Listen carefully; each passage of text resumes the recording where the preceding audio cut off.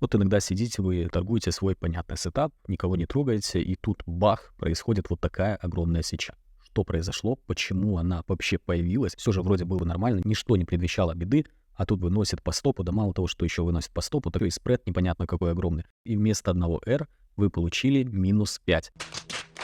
И минус 5 это еще повезло.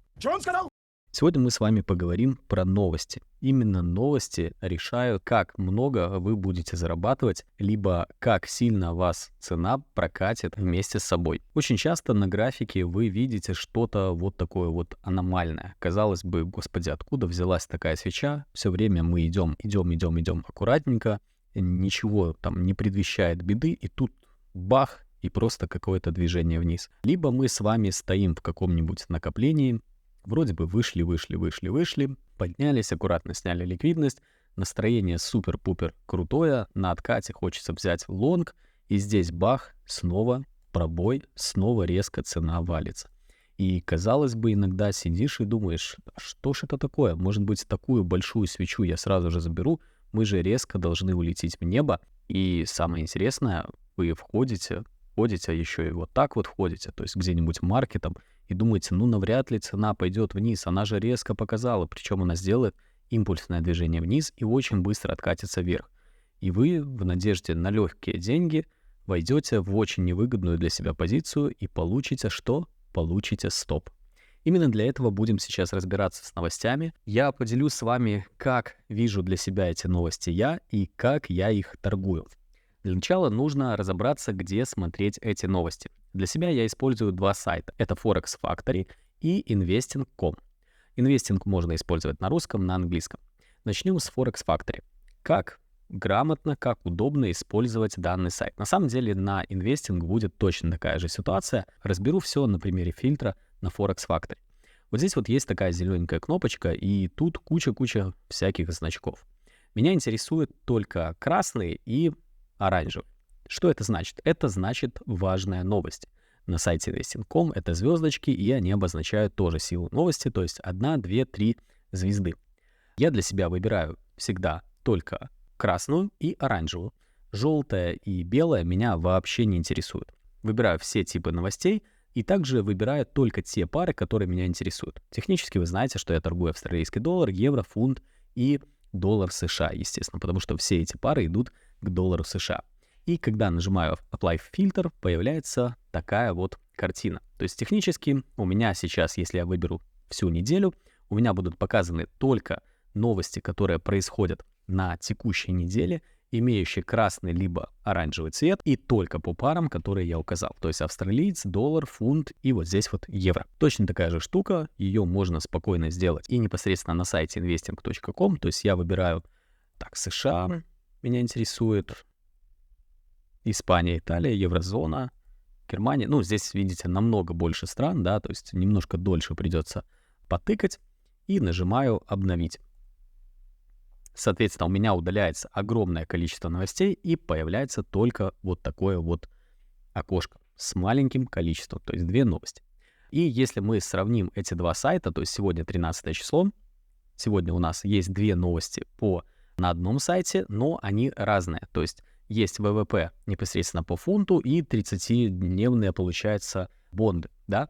Соответственно, на сайте Investing.com у нас совсем другие новости. То есть та же ВВП, но запасы сырой нефти. То есть сайты показывают, как ожидаемые с высокой волатильностью новости, непосредственно разные.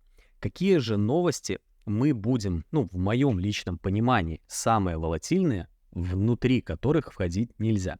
На самом деле, все 3-звездочные новости, которые показаны на сайте Forex Factory, я предпочитаю в момент выхода этих новостей не быть в сделке. То, что здесь появляются такие, как запасы сырой нефти, на самом деле мне показались довольно обычными новостями, которые просто в моменте могут доставить цену.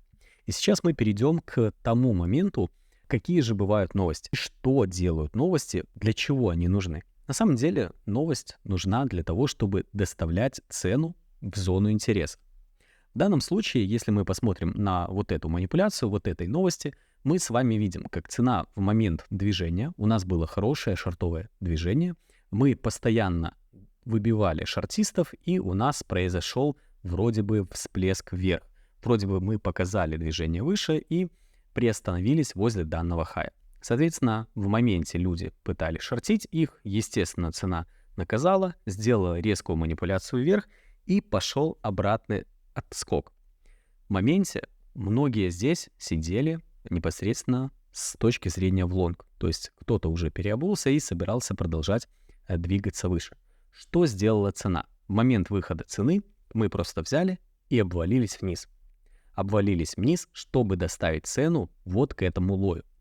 Если мы посмотрим на более свежие новости, например, эта новость у нас была Non-Farm 8 марта, технически она сделала ту же доставку цены выше.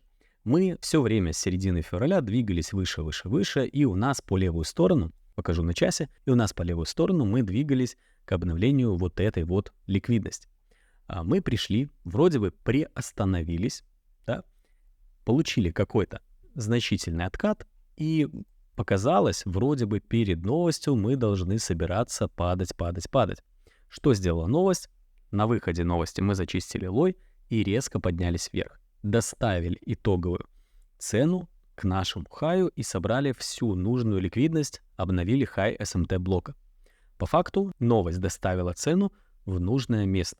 По итогу мы видим, что цена отработала, и мы повалились вниз. Что сделала новость, которая вышла у нас вчера? Эта новость была по CPI, это индекс потребительских цен, примерно то же самое.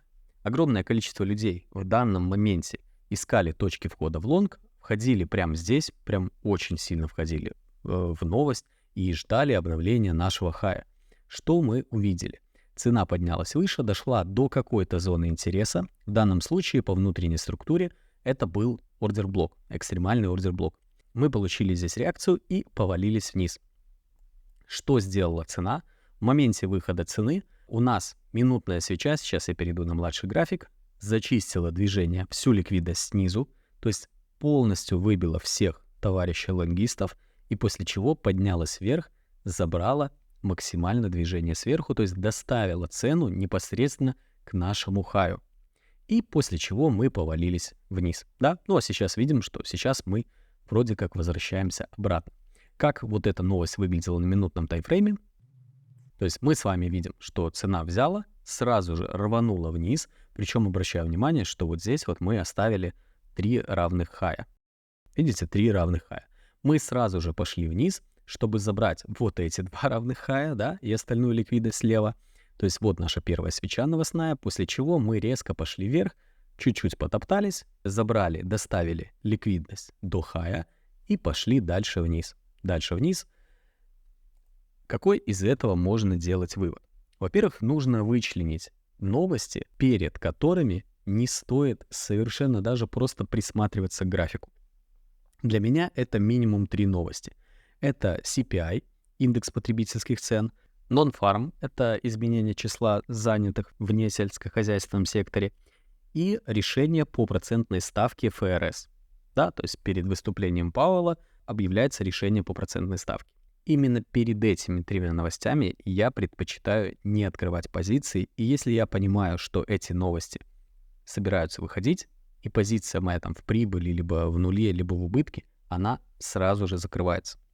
Почему это происходит? Потому что если вдруг в данном моменте вы собирались лонговать, и ваш стоп-приказ стоял вот здесь, да, то есть вы вошли в позицию очень круто, в моменте, допустим, вот так вот вошли, и здесь тейк хотели подержать чуть-чуть выше, дождаться вот там 8R.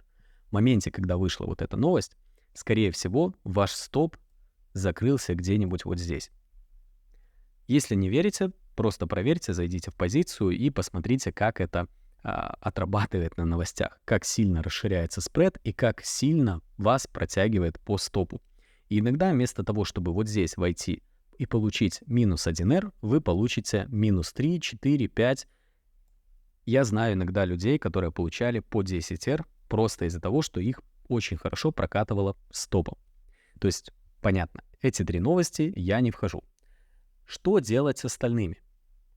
На самом деле вы должны понимать, что остальные новости, особенно моя любимая новость, это по четвергам выходящий уровень безработицы, да, то есть это у нас получается, она называется вот так вот, unemployment climbs. Соответственно, вот, например, такая новость, она является очень крутой по доставке цены. Вы должны понимать с точки зрения ликвидности, куда собирается цена, какие стопы она должна забирать. То есть в моменте, если мы собираемся, вот, например, как здесь, настолько явно было обновление вот этого хая, то есть мы собирались выше, выше, выше, и понятно было, что мы должны обновить вот этот хай и этот. То есть если вы предполагаете, что цена собирается идти выше, как раз новость обычно и доставит цену туда. Вторая задача данной новости. На самом деле это не только данные новости. То есть первое — это входить в доставку, в дальнейшее движение, да, то есть вы понимаете, что вроде бы перед новостью нам нужно забрать сразу вверх, поэтому вход в лонг.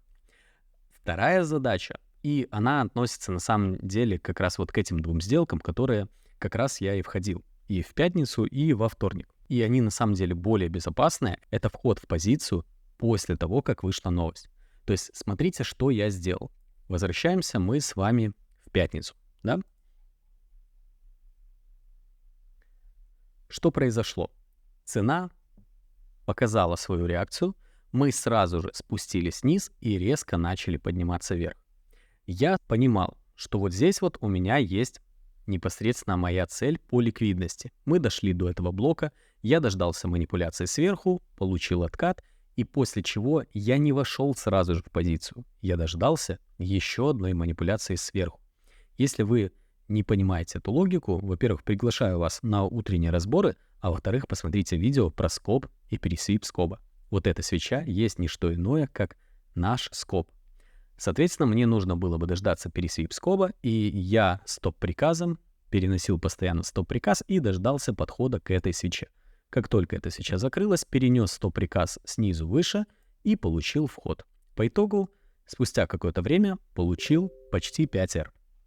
Что же касается вчерашней позиции, получилась точно такая же история. Я дождался, когда новость доставила цену в нужное место, то есть какое было нужное место, мы уже проговаривали, это обновление вот этого хая. Я получил сразу манипуляцию вниз, доставку цены к этому месту, получил свип, пересвип, стоп-приказ под эту свечу и счастливый, довольный улетел на 9R. Причем, посмотрите, позиция была закрыта в течение 1 часа. Красота? Красота. Все эти сделки представлены в моем телеграм-канале. Вы спокойно их можете найти и посмотреть. Если мне не верите, обязательно нужно проверять. Именно так я торгую новости. И самое главное, когда вы хотите работать с новостями, попытайтесь понять, куда вас ведет рынок, к какой ликвидности вы должны прийти. Если вдруг вы не понимаете, к какой ликвидности вы должны прийти, скорее всего, ваш стоп и будет этой ликвидностью. На этом все. Пока.